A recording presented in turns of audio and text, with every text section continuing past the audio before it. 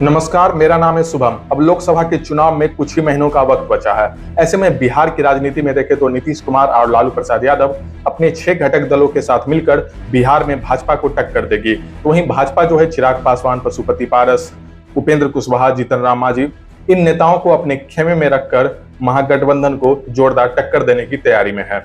लेकिन आमतौर पर देखा जाए तो 2024 का जो लोकसभा चुनाव होगा वो एक तरफ महागठबंधन तो वहीं दूसरी तरफ एनडीए के बीच होगा। लेकिन बिहार की राजनीति के संदर्भ में अगर देखें तो बिहार की राजनीति में इन दोनों दल, चाहे वो महागठबंधन हो या फिर एनडीए हो, इन दोनों का समीकरण कुछ दिग्गज नेता बिगाड़ सकते हैं या फिर इन दोनों के समीकरण में एक बड़ा बदलाव आ सकता है। इस वीडियो में इसी बात की चर्चा करेंगे कि कौन है वो दिग्गज नेता जो इस समीकरण को बिगाड़ सकते हैं या फिर इस समीकरण को एक नया रूप दे सकते हैं। आइए इस वीडियो को शुरू करते हैं।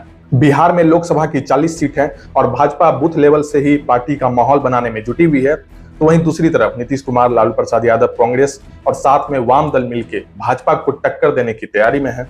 लेकिन इन दोनों गठबंधन, चाहे वो इंडिया हो चाहे वो एनडीए हो, दोनों के समीकरण को बिहार में कुछ दल, कुछ दिग्गज नेता इन दोनों के समीकरण को बिगाड़ने की तैयारी में है। इन दोनों के समीकरण में बड़ा उलटफेर हो सकता है।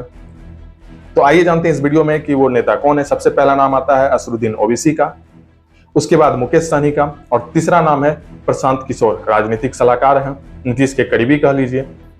ये तीनों किस तरह से अपनी रणनीति बना रहे हैं बिहार में, आइए वो समझते हैं। असदुद्दीन ओवैसी की पार्टी एआईएमआईएम के प्रदेश अध्यक्ष अख्तरुल इमान पिछले महीने ही कह चुके हैं कि बिहार में तीसरे मोर्चे को तैयार किया जाएगा जो महागठबंधन और एनडीए दोनों के खिलाफ लड़े। जो भी एआईएमआईएम के विचारधारा को मानने वाले दल होंगे उनके साथ गठबंधन करके मैदान में उतरेंगे और दोनों दलों को चुनौती देना है, चाहे वो एनडीए हो या फिर महागठबंधन हो। सीमांचल और कुछ मुस्लिम बाहुल्य सीटों पे एआईएमआईएम का प्रभाव है। पिछले विधानसभा का भी रिकॉर्ड देखें तो 5 सीटों पे एआईएमआईएम के नेता ने जीत हासिल की थी, भले वो बाद में पार्टी से अलग होकर आरजेडी में चले गए हों। हालांकि इसका भी प्रभाव मिलेगा इस बार के चुनाव में देखने को। लेकिन खैर ये तो आगे वक्त बताएगा कि असदुद्दीन ओवैसी का कितना प्रभाव अभी सीमांचल में बचा हुआ है। अख्तरुल इमान किस तरह से एक मजबूत रणनीति बनाते हैं, क्योंकि जब पार्टी तोड़ के आरजेडी में उनके नेता शामिल हो गए तो कहीं ना कहीं इसका खामियाजा भुगतना पड़ सकता है। हालांकि आने वाले वक्त में पता चलेगा। लेकिन यह स्पष्ट है कि एआईएमआईएम जो है कहीं ना कहीं एनडीए और महागठबंधन को सीमांचल में टक्कर दे सकती है, समीकरण बिगाड़ सकती है। क्योंकि जब महागठबंधन की बैठक हो रही थी, नीतीश कुमार साथ थे, जब चाहे वो पटना हो चाहे बेंगलोर हो, तो असदुद्दीन ओवैसी लगातार पलटवार कर रहे थे। खासतौर से नीतीश कुमार को भी निशाना बना रहे थे कि सामाजिक न्याय की बात करते हैं, कभी भाजपा के साथ हैं। तो इस तरह से असदुद्दीन ओवैसी लगातार एक अपना अलग इमेज जो है बनाने की कोशिश कर रहे थे। सीमांचल में खासकर ये प्रभाव देखने को मिल सकता है। खैर ये तो आने वाला वक्त बताएगा। अब बात करते हैं विकासशील इंसान पार्टी के मुखिया मुकेश सहनी की। मुकेश सहनी अभी दोनों नाव पे हैं, एक तरफ एनडीए की नाव पे हैं तो दूसरी तरफ महागठबंधन की नाव पे भी हैं। वो अभी किस तरफ जाएंगे ये पत्ता उन्होंने अभी क्लियर नहीं किया है। हालांकि जब बीजेपी की बैठक हो रही थी, एनडीए की बैठक हो रही थी दिल्ली में, तब ये कयास लगाया जा रहा था कि मुकेश सहनी भी वहां पहुंचेंगे, उनको भी बुलाया जाएगा। लेकिन कुछ खबर ऐसी आई कि मुकेश सहनी ने ये डिमांड रख दिया कि जितनी सीटें चिराग को मिलेगी लोकसभा सीटें, उतनी सीटें हमें भी मिलनी चाहिए, जिसपे बीजेपी तैयार नहीं हुई, बात नहीं बनी। लेकिन मुकेश सहनी अभी खुल के कुछ भी नहीं बोल रहे हैं कि किस तरफ उन्हें जाना है। देखा जाए तो उनके दुश्मन दोनों हैं या फिर उनके दोस्त दोनों हैं। अब मुकेश सहनी तय करेंगे कि किस तरफ हो जाएंगे, किस तरह की समीकरण वो बनाएंगे। फिलहाल वो अभी अपने रथ यात्रा पे हैं। उनके रथ की काफी चर्चा है, बिहार, यूपी, झारखंड तमाम जगहों पे वो अपनी रथ यात्रा कर रहे हैं। निषाद आरक्षण को लेके वो स्पष्ट कहते हैं कि निषाद आरक्षण की बात जो भी दल करेगा उसके साथ मुकेश सहनी जाएगा, वीआईपी पार्टी उसके साथ होगी। अब ये दल कौन तय करेगा, किस पार्टी में जाना है, ये तो विकासशील इंसान पार्टी के मुखिया मुकेश सहनी ही तय करेंगे।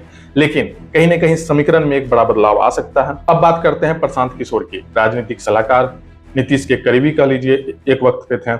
अभी वो फिलहाल 10 महीने से जन स्वराज यात्रा पे हैं और हर दिन उनका एक वीडियो वायरल हो जाता है जिसमें वो नीतीश की सरकार को कोसते हुए नजर आते हैं, नीतीश कुमार पे टिप्पणी करते नजर आते हैं, उनके तमाम तरह के कमियों को गिनाते हैं। इसके साथ ही केंद्र सरकार पे भी हमला करते हैं। हर दिन वो, चाहे वो भाजपा की नीतीश के साथ जब सरकार हो उस पर पलटवार भी करते हैं और जब नीतीश का तेजस्वी के साथ सरकार हो दोनों पे पलटवार करते हैं। लेकिन पिछले ही दिनों जब मीडिया कर्मी उनसे बातचीत कर रही थी तो उन्होंने कहा कि जनता कह रही है कि उन्हें भी चुनाव में आना चाहिए।